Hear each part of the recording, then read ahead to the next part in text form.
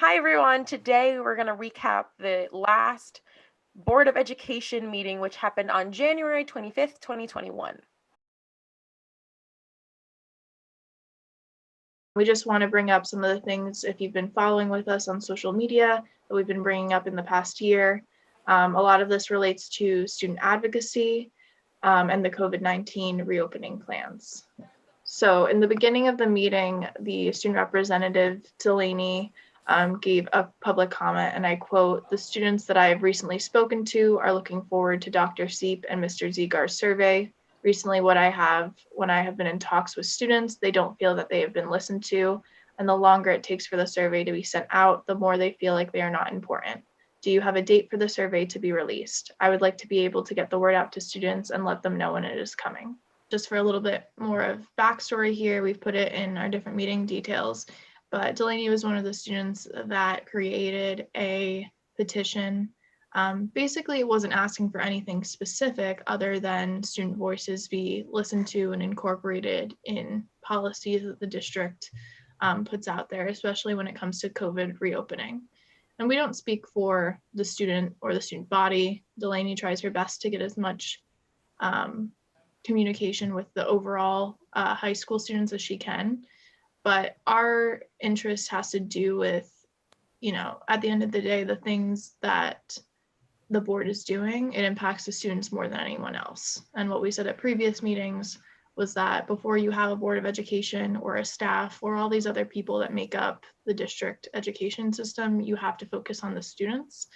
And our concern is that this survey being mentioned at a November meeting by the student representative, being mentioned at the December meeting by the superintendent, and then subsequently having to be brought up again in January once the COVID reopening plans are still, going and then stopping.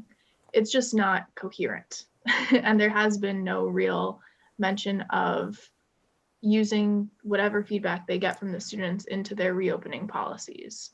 I think it's just really important that the students are heard, and not to mention that, yes, some students they're mostly at home, but that is, their routine now. So to keep changing their routine, it causes more depression. Most of the students are probably depressed in the sense that they can't be around their fellow classmates, and also like they must feel that some version of their idea of high school is now tarnished.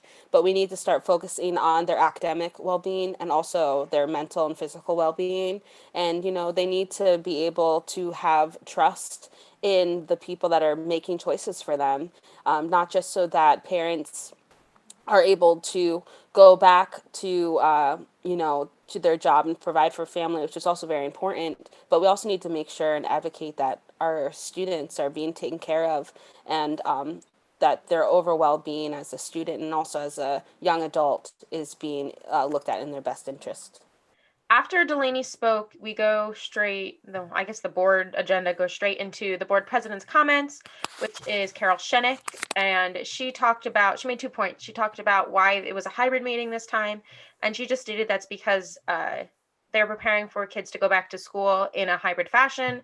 So they felt it was necessary to be in person for this meeting.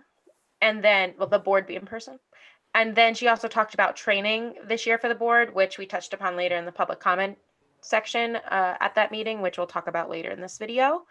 But that was all of her comments. She didn't mention anything about Delaney's report or any of her comments.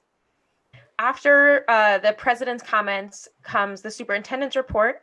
And so Superintendent Radelick talked about the survey that was in her last communication with parents. And she said 110 parents took that survey.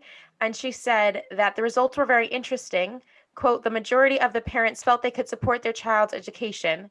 A percent noted that they would take advantage of an opportunity if the school offered additional support. Since we are always carefully monitoring our students' progress, we are developing 2 educational experiences for students to obtain that additional support. Credit recovery opportunities are being designed and will be shared very soon for high school seniors. They're creating a Saturday support opportunity for some students that will be identified by their building administrators, like principals and guidance counselors and whatnot, for both academic and social emotional support that are going to be held on Saturday, and that program is being developed. So that's really that's like a extra little bonus thing that they're doing, which is also really good to provide just extra opportunities for students to, figure out how to learn in this new way, because I know I would struggle. And also, I think that's really good for helping merge the gap of communication between students and teachers, with the Board of Ed. I think that would be really great. I also think that that's going to help with students understanding their emotional, mental, and physical well being. So, if that really does work out the way they're describing it, I think kudos to them. After the superintendent's comments and after the board president's comments, that's mainly when the student representatives' comments would have been addressed, and they weren't. So we kind of hoped that at some point in the meeting they would be addressed, and we were lucky that at the end of the educational committee update, Dr. Seep said that the date of the upcoming survey would be sent out this Wednesday. So that is Wednesday. Would have been January 27th. The panorama survey should have been sent out. Yeah, he said, but we did quote, but we did anticipate that being sent out that last week, meaning the week before students went back, but we didn't want the survey getting lost in the hustle of returning to in-person learning. So they delayed it a week. I just think that the district priorities, I think that there's a lot of good people doing good work, but as we see with our open comments section, I think that the priorities make themselves known. Even just the delay in talking directly to the student representative that asked directly to the board or the administrators what their plan was. It really took the initiative of certain members of the administration to circle back on that. I hope that whatever feedback they get from students is going to be incorporated somehow. I think that it's definitely a large task to keep up with what the superintendent has to do at a district level, but the continued delays don't show promise to students who have shown that they want to give feedback and who have, in the November meeting, have created videos always giving the board the benefit of the doubt. So I think everyone is doing the best that they can. I just hope that the board continues to understand that if students are going to give them the benefit of the doubt, those students deserve respect back to them. Mm-hmm. Like Rachel just mentioned, the public comments section, that part of the board meeting is when the public is given 3 minutes to speak to the board. Now, before a pandemic, all the board meetings are in person, and you were able to stand up and speak and talk for your 3 minutes. So now that it's virtual, you have a little raise hand icon thing, and you click it, and then eventually you get called upon to ask your question. So I was called on first, and I asked about the diversity training that we had asked about at the previous meeting in January, the reorganization meeting. And if there's an update about the board status, if they were able to take any, if there was any offered, just any new information on it. And President Shenik responded, and she said that the New Jersey School Board Association educator in residence, Vince DeLucia, does training on inherent bias and microaggressions, and that he is scheduled to present in Montville, Morris School District, and in Florham Park, and that she's going to give all that contact information to the board, and hopefully that they can attend one of those. I don't know if they're planning on attending separately, together, whatever it may be, but I think that's a step in the right direction, and I was glad to hear that she had a big update like that. I also just think, if you look through the Roxbury Board of Education agenda for meetings, it's kind of intimidating at first because it's pages upon pages, but you can also search for different keywords. We were able to see that certain staff, I believe administrators, were taking seminars through the district that had to do with diversity and equity, which shows that there are people in the district who are promoting that, who want to educate themselves. And I'm hopeful that the board continues to, take those opportunities and also actively seek them out, because I think when we asked the question, we knew that there was something there. When she was talking about the training, it had to do with their mandatory training and the seminars that they have to get. I think it's a point system. But even outside of those mandatory trainings, I hope that it's something that the board continues to look out for, because it can definitely help their decision making. And then Rachel spoke. At this meeting, I asked about the student survey not being sent out before another reopening decision was made, and if there was any intention for student voices to be incorporated in the COVID reopening plans.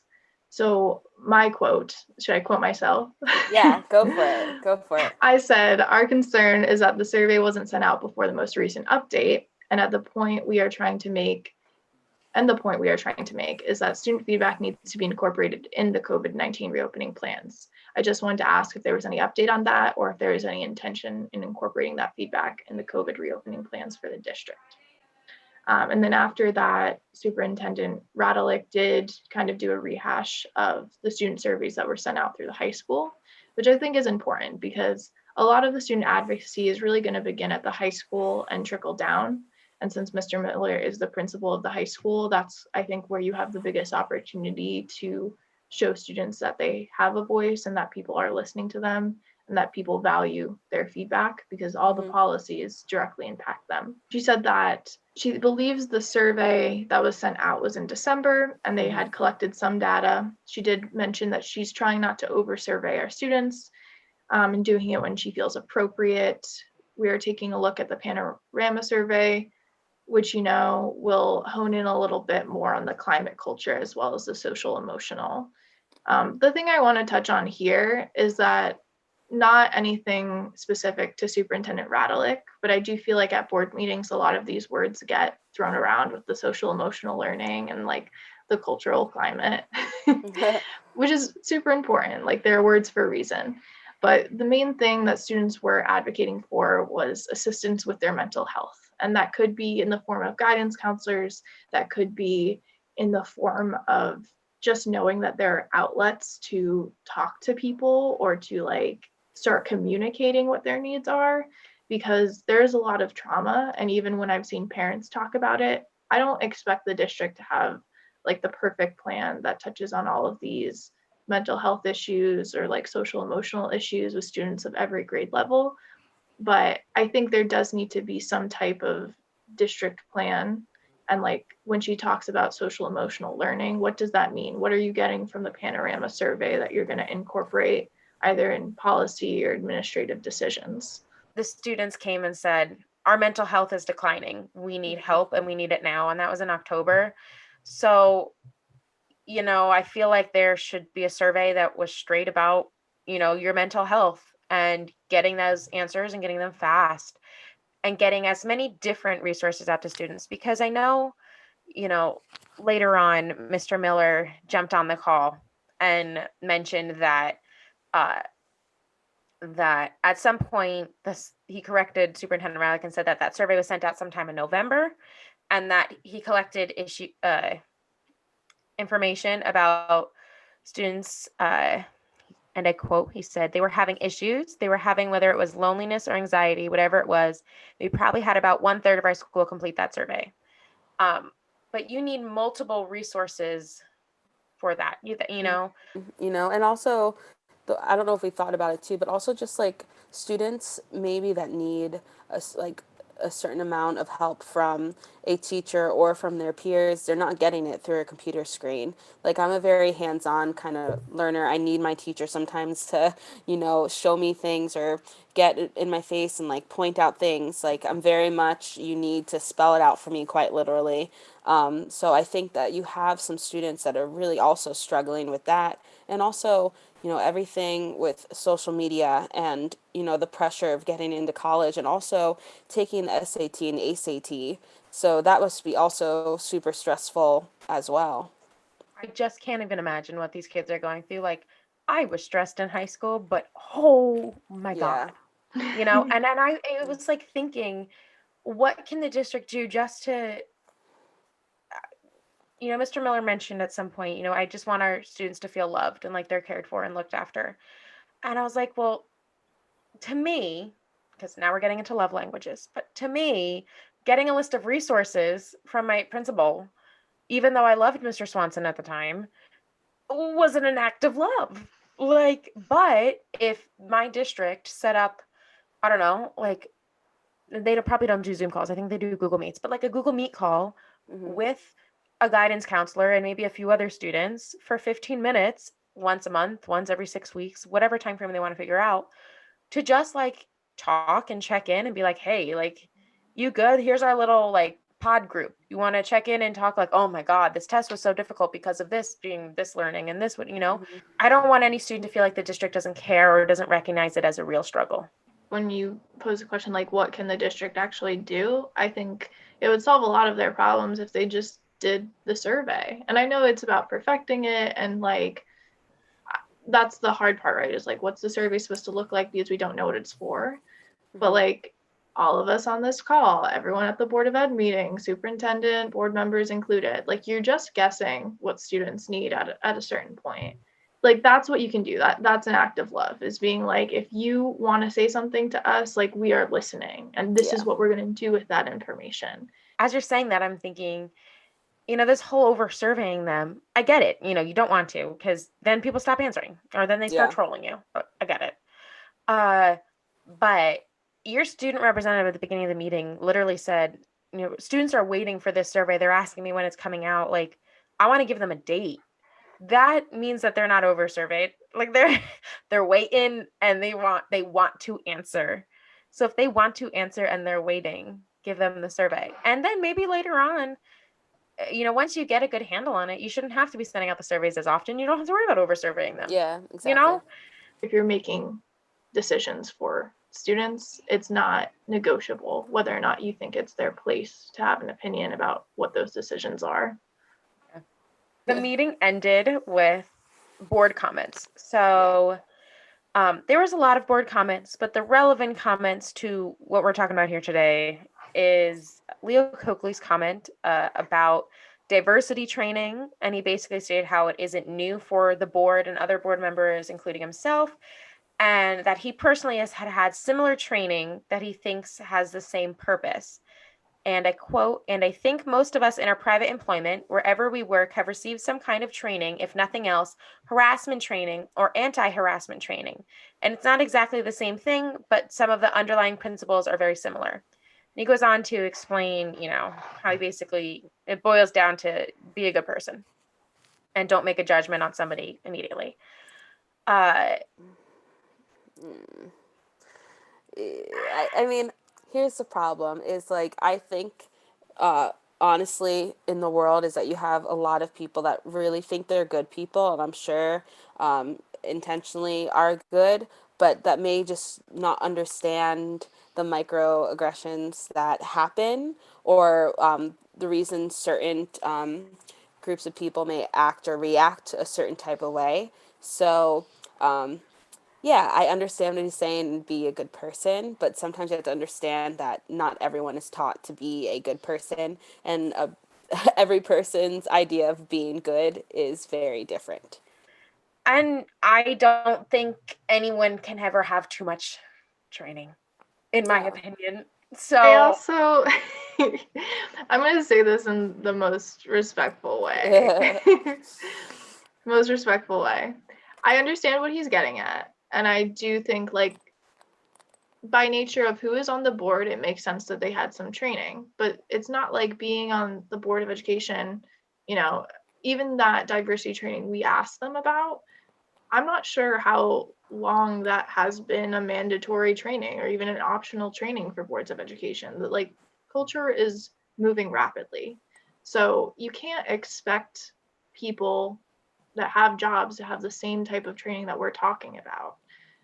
It's definitely more in depth than this, but I will say harassment training is not the same as diversity training, and diversity training is not the same as equity training. Yeah. And it's great that we teach kids from a young age, treat people the way that you want to be treated, but you go throughout middle school, high school, college, and somewhere along the way, some people forget that, or they think that they're doing the right thing when they're actually hurting someone else. But we're not coming in here saying that, like, we're the experts. Yeah. We're just saying that, like, I'll do the training with them if they'd like it. I don't know if they'd want me there, but I'd be happy to join board member Coakley, anyone else, have some fun, talk about institutional racism. I also want to make it clear, because Carol also mentioned this after President Shenik, Carol Shenik mentioned afterwards, she basically echoed Leo's statement and was like, yeah, I 100% agree. And mentioned how she had like bias in the court trainings as an attorney, and that's not new to them. And both board members stated how diversity training isn't new to them. And I want to mention, when I asked about diversity training, this board meeting and the meeting prior, I never implied that it was new to them or that they ever didn't have diversity training. Just more to the fact that even if you had diversity training in 2019, as recent, with everything that happened in 2020, you need an update. You do. You need an update. So if you didn't have it in 2020, you need an update. Even if you had it in 2020, do it in 2021. Yeah. There's Right? so much new stuff. Yeah, and also the thing is too, at least what I'm kind of fighting for right now is that I'm no longer settling for equity anymore. I think at this point we can go for a full equality for everyone.